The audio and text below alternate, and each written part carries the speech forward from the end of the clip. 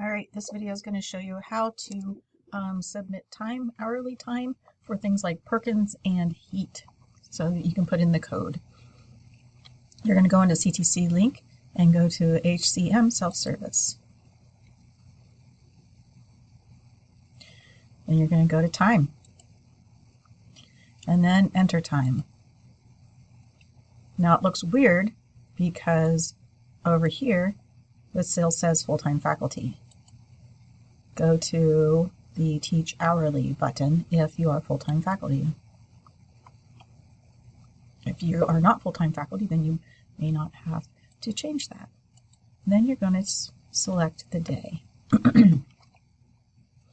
Let's see. So for the Technology and Innovations Committee, where you want to select hourly, you want to put in your time.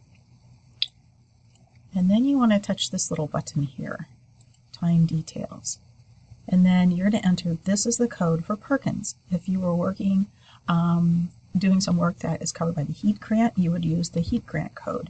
But this is the combo code. It's the first batch of numbers on the budget string numbers that you see. And it actually says combo code, not chart string. So just combo code goes here. And then you put done.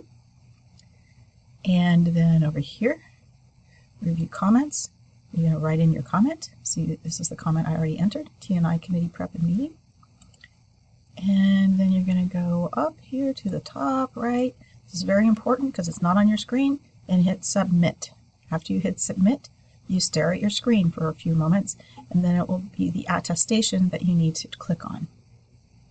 That's all there is. Bye.